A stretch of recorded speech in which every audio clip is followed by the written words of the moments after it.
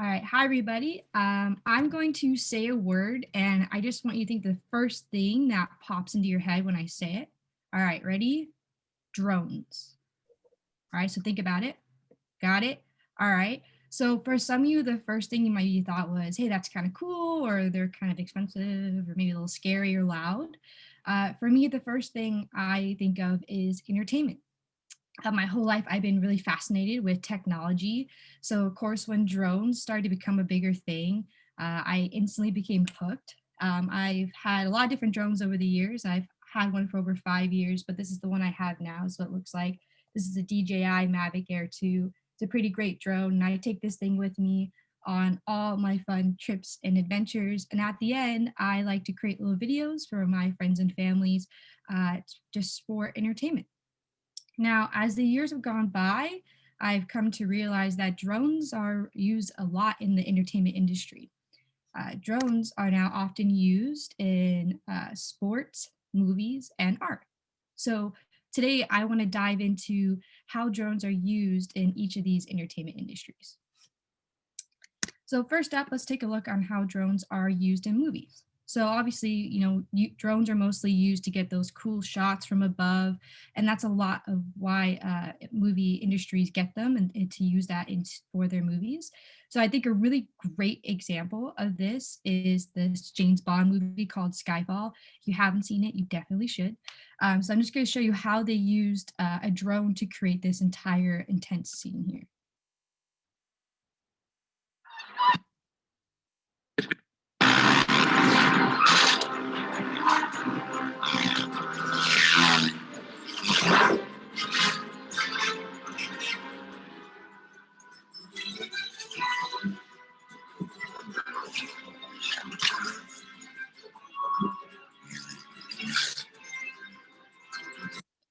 All right, so that entire scene was mostly filmed with a drone. And at first, maybe just watching the movie the first time through, you might not think that anything of it, but a drone was used to film the entire intense scene. So the way that the drone was able to track the movements of the bike would be nearly impossible to do with any other tool, especially going at that kind of a speed. And actually, according to Randy Sylvan, the founder of the New York City Drone Festival, he says that, quotes, drones can move anywhere within a 3D space as long as the operators are good enough to get them there. Now, this is really huge for movie production companies because not only does it help them get this great end product for their movie or for whatever they're trying to create, but it actually can save them a lot of money. According to insuremydrone.net, a lot of times production companies would rent actual helicopters before drones to create the same type of shot. Versus now, if you have a drone for production companies, they can use up to $20,000 per day for a set. So that's a huge difference for those production companies. So these flying pieces of technology are not only just great to get these cool movie shots and save some productions money, but they are also very helpful in the sports industry as well.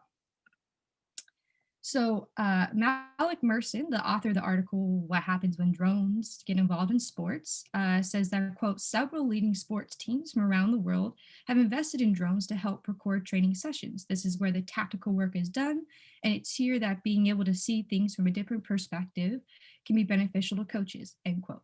So when I first read this, going through my research, I was really able to connect with this on a personal level because I am a professional club soccer coach, and I myself also use my drone in my sessions. So this is a quick clip of my high school team training. Get the load here.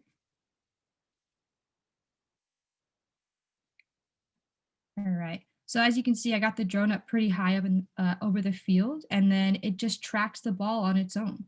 So it goes up and down.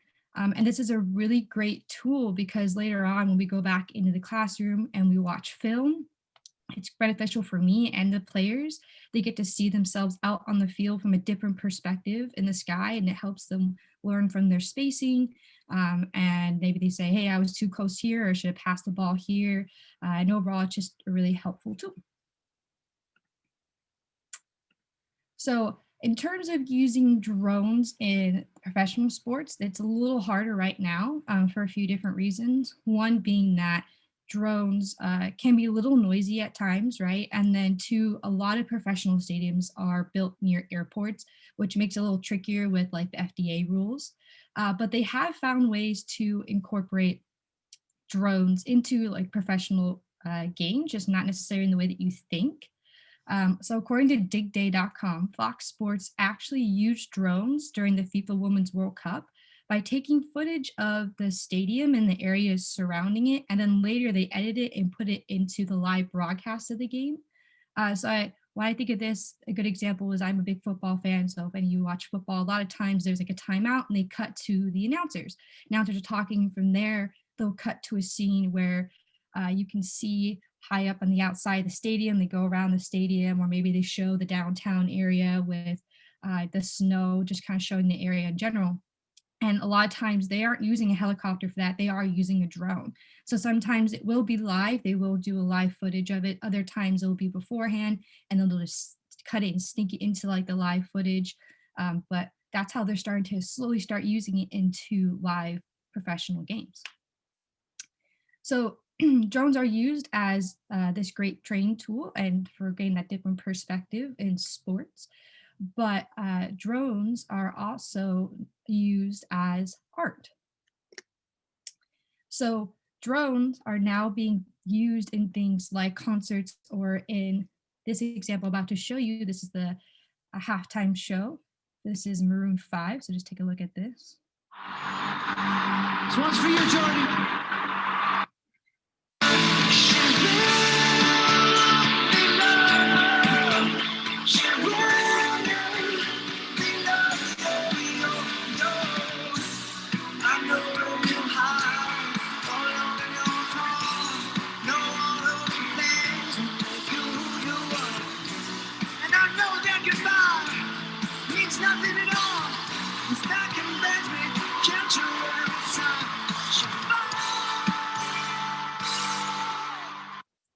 All right, so as you can see at first, they just might think they're just normal lanterns that are flying up in the sky, and then all of a sudden they're moving. So these drones were programmed to go along with the concert. So it's now creating the words of the lyrics as Maroon 5 is singing, or Adam Levine, sorry. And so according to liveanddesignonline.com, they actually says that Intel was the one who put on this drone show.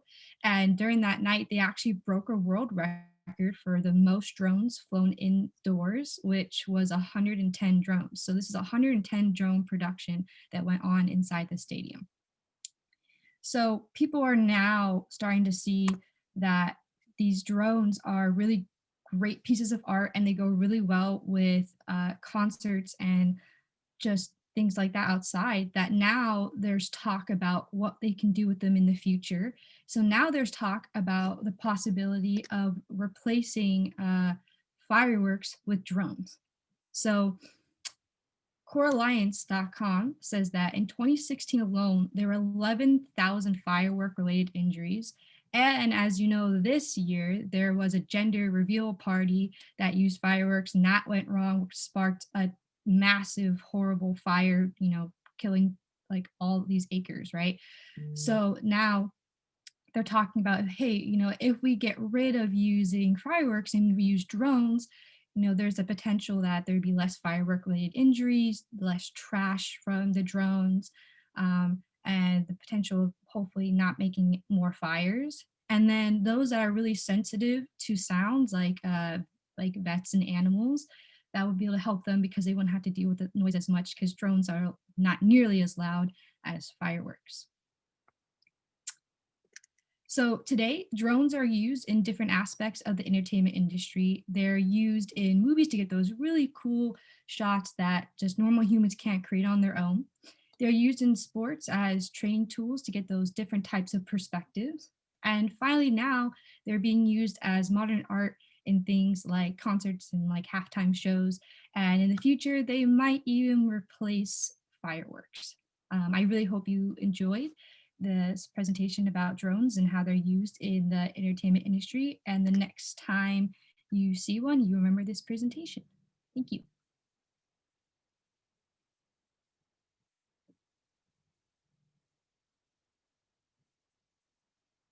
All right. Oh, no, let's do the Q&A now.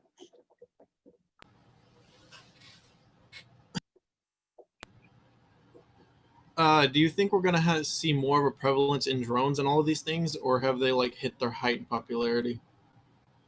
That's a great question. I definitely think it's going to grow. I think they're trying to figure out, what's safe and what they can and cannot do. And I think, and so the technology is starting to become more and more advanced. Like, so in the beginning, I talked about how, I've been like having drones for 5 years. This is the drone that I have now, which has, in comparison to the first drone I had, Yeah. this is like a million times better. It's like when Apple comes out with a new phone every year, it's getting better, it's getting more advanced. Mhm.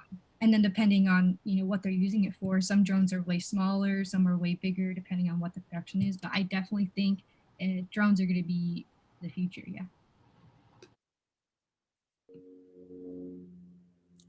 I thought your topic was really unique and interesting. I have a question about when you said drones replacing fireworks. Would they work the same way like they did in the concert that you showed the clip?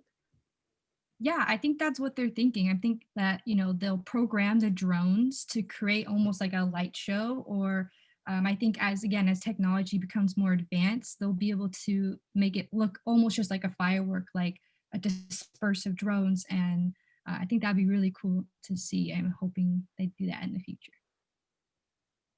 I have a question. Do you think that drones could be a problem when it comes to privacy? Yes. So I get this question all the time. 'Cause like for me, like I get anxiety just myself, like flying it, because I don't want people to think that I'm invading their space.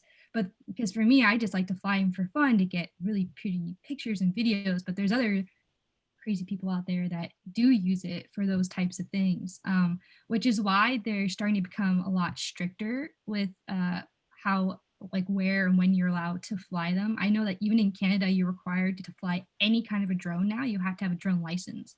And something tells me that's going to start happening here soon. So that means I'll probably have to get one. But yeah, so now it's like, at least with my drone, I know that the app that I have to use, it's shared by the government so that they know what drone I have, who I am, and where I'm flying at all times. So if there was a dispute of some kind of something, uh, they would know right away. But yeah, privacy is definitely a thing, but I think they're getting better at like restricting it. That's crazy. I didn't know that. Great question.